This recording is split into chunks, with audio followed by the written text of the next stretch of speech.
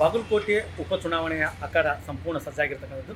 ಇದೀಗ ಬಿಜೆಪಿ ಮತ್ತು ಕಾಂಗ್ರೆಸ್ ನಡುವೆ ನೇರ ಹಣಾಹಣಿ ಇರುವಂಥದ್ದು. ಕಾಂಗ್ರೆಸ್ ಅಭ್ಯರ್ಥಿ ಉಮೇಶ್ ಮೇಟಿ ಅವರು ಬಿರುಸಿನ ಪ್ರಚಾರ ಕೈಗೊಂಡಿದ್ದಾರೆ. ಮತ್ತೊಂದೆಡೆ ಚುನಾವಣೆ ಉಸ್ತುವಾರಿ ವಹಿಸಿಕೊಂಡಿರ್ತಕ್ಕಂಥ ಜಿಲ್ಲಾ ಉಸ್ತುವಾರಿ ಸಚಿವರಾದಂಥ ಅರವಿಂದ್ ತಿಮ್ಮಾಪುರ ಅವರು ನಮ್ಮ ಜೊತೆ ಇದ್ದಾರೆ. ಅವರಿಗೆ ಚುನಾವಣೆ ಬಗ್ಗೆ ಮಾತಾಡ್ಸೋಣ. ಸರ್, ಉಪಚುನಾವಣೆ ಅಖಾಡ ಸಂಪೂರ್ಣ ಸಜ್ಜಾಗಿದೆ, ಅಭ್ಯರ್ಥಿಗಳು ಯಾರು ಅನ್ನೋದು ಗೊತ್ತಾಗಿದೆ. ಈಗ ಹೇಗಿದೆ ಸರ್ ಪರಿಸ್ಥಿತಿ? ಚುನಾವಣೆಯನ್ನು ಜನತೆ ಗಮನಿಸ್ತಾ ಇದ್ದಾರೆ. ಬಾಗಲಕೋಟೆಗೆ ಅಭಿವೃದ್ಧಿಗೆ ಯಾರು ಬೇಕು, ಯಾರು ಜನರನ್ನು ಪ್ರೀತಿ ಮಾಡ್ತಕ್ಕಂಥ ವ್ಯಕ್ತಿ, ಗೌರವ ಕೊಡ್ತಕ್ಕಂಥ ವ್ಯಕ್ತಿಲಿ ಬಾಗಲಕೋಟೆ ಜನರು ಗೌರವಕ್ಕೆ ಹೆಚ್ಚಿನ ಮಹತ್ವ. ಅಭಿವೃದ್ಧಿಯ ಜೊತೆಗೆ ನಮ್ಮ ಶಾಸಕನಾದವರು ಎಷ್ಟು ಮಟ್ಟಿಗೆ ನಮಗೆ ಗೌರವ, ಎಷ್ಟು ಮಟ್ಟಿಗೆ ನಮ್ಮ ಪ್ರೀತಿಯಿಂದ ಕಾಣ್ತಾರೆ. ಒಂದು ಕೆಲಸಗಳಾಗ್ತವೆ, ಒಂದು ಕೆಲಸಗಳಾಗೋದಿಲ್ಲ, ಆದರೆ ಅವ್ರಿಗೆ ಗೌರವ ಬೇಕು.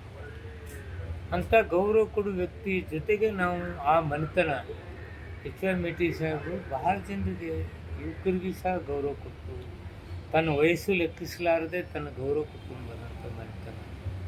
ಅದಕ್ಕೆ ನಾವು ಯುವಕರಿಗೆ ಕೊಟ್ಟಿದ್ದೀವಿ. ಉಮೇಶ್ ಅವ್ರನ್ನ ಬರಪ್ಪ ಇಲ್ಲಿ ನಮ್ದೇನು ಕೆಲಸ ಮಾಡ್ಲಿಕ್ಕೆ ಕೇಳ್ಬೋದು, ಇನ್ನೊಬ್ರು ಹಂಗೆ ಕೇಳೋಕ್ಕಾಗ್ತದೆ. ಇದು ಅವರಿಗೆ ಪ್ಲಸ್ ಪಾಯಿಂಟ್ ಇರ್ತಕ್ಕಂಥದ್ದು. ಸರ್, ಹಾಗೆಯೇ ತಾವು ಮತ್ತು ಮೇಟಿ ಸರ್ವಸಾಧಾರಣ 1989ರಲ್ಲಿ ಪ್ರಥಮ ಬಾರಿಗೆ ಇಬ್ಬರು ಕೂಡ ವಿಧಾನಸೌಧವನ್ನು ಪ್ರವೇಶ ಮಾಡಿರುವಂಥದ್ದು. ಅಲ್ಲಿಂದ ಇದುವರೆಗೂ ಯಾವುದೇ ಚುನಾವಣೆ ಬಂದರೂ ಮೇಟಿ ಇರ್ತಿದ್ರು. ಪ್ರಥಮ ಬಾರಿಗೆ ಅವರ ನಿಧನ ತೆರವಾಗಿದ್ದಂಥ ಸ್ಥಾನವನ್ನು ಇವತ್ತು ಚುನಾವಣೆ ಎದುರಿಸಕ್ಕಂತೀವಿ. ಅವರ ಅನುಪಸ್ಥಿತಿ ಮತ್ತು ಅವರ ಪುತ್ರನಿಗೆ ಟಿಕೆಟ್ ಕೊಡೋದು ಯಾವ ರೀತಿ ಅಲ್ಲಿಂದ ನೋಡ್ಕೊಂಡು ಬಂದಿದ್ವಿ? ಮೇಟಿ ಸಾಹೇಬರು ಮೊದಲೇ ಹೇಳಿದ್ದೀನಿ, ತನ್ನ ಮತದಾರನಿಗೆ, ತನ್ನ ಕಾರ್ಯಕರ್ತನಿಗೆ ಭಾರಿ ಗೌರವ ಕೊಡೋದ್ರ ಜೊತೆಗೆ ಸಮಾಜದಲ್ಲಿ ಗೌರವಿಸೋದು, ಅದು ಭಾಳ ಜನರಲ್ಲಿ ಗಮನದಲ್ಲಿದೆ. ನಾನು ನೋಡಿದ್ದೀನಿ ಅವರ ನಡೆ ನುಡಿ ಭಾವನೆಗಳು. ಸಣ್ಣ ಹುಡುಗರು, ನಾನು 89ರಲ್ಲಿ ಆಗ್ತಾನೆ 22 MLA.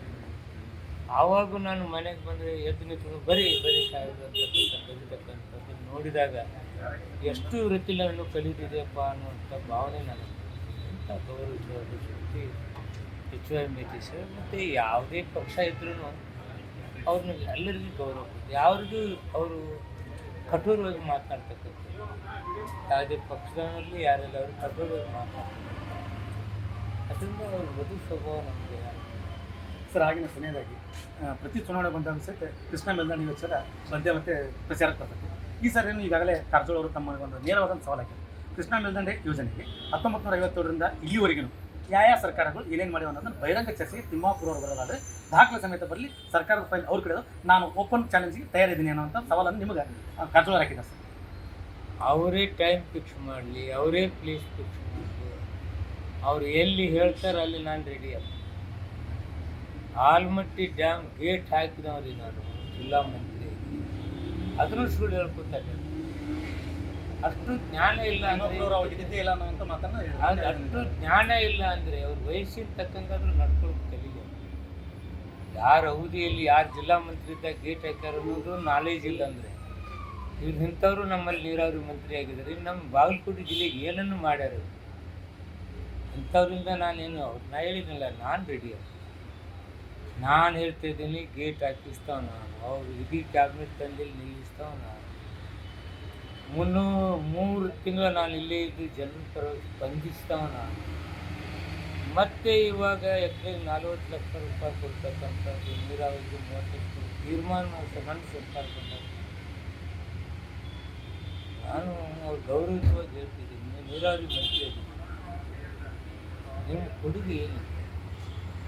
ಜನ ನಿಮ್ಮನ್ನ ಆರಿಸಿ ಕಳಿಸಿದ್ರಿ ಜಿಲ್ಲೆ, ನಿಮ್ಗೆ ಅವಕಾಶ ಕೊಟ್ಟು ನೀರಾವರಿ ಮಂತ್ರಿ, ನಿಮ್ಗೆ ಅವಕಾಶ ಸಿಕ್ಕಾದ್ರಿಂದ ಸದುಪಯೋಗ ಮಾಡಿಕೊಂಡು ಜನತೆಗೆ ಸಹಾಯ ಮಾಡಬೇಕು. ಇದನ್ನ ಸುಳ್ಳು ಹೇಳ್ಕೊಂಡು, ಸುಳ್ಳನ್ನೇ ಬಂಡವಾಳ ಮಾಡ್ಕೊಂಡು ಅಡ್ಡಾಡೋದನ್ನು ಬಂದ್ ಮಾಡಬೇಕು. ಇದು ಜಿಲ್ಲಾ ಉಸ್ತುವಾರಿ ಸಚಿವ ಅರವಿಂದ್ ತಿಮ್ಮಾಪುರ ಅವರ ನೇರ ಮಾತು. ಕೃಷ್ಣ ಮೇಲ್ದಂಡೆ ವಿಚಾರವಾಗಿ ಗೋವಿಂದ ಕಾರಜೋಳ ಅವರು ನೀಡಿರತಕ್ಕಂಥ ಬಹಿರಂಗ ಚರ್ಚೆಗೆ ನಾನು ಸಿದ್ಧ, ಸಮಯ ಮತ್ತು ಸ್ಥಳವನ್ನು ನೀವೇ ನಿರ್ಧರಿಸಿ ಅನ್ನುವಂಥ ಪ್ರತಿಕ್ರಿಯೆಯನ್ನು ತಿಮ್ಮಾಪುರ ನೀಡಿದ್ದಾರೆ. ಅಶೋಕ್ ಶೆಟ್ಟರ್, ವಿಜಯವಾಣಿ, ಬಾಗಲಕೋಟೆ.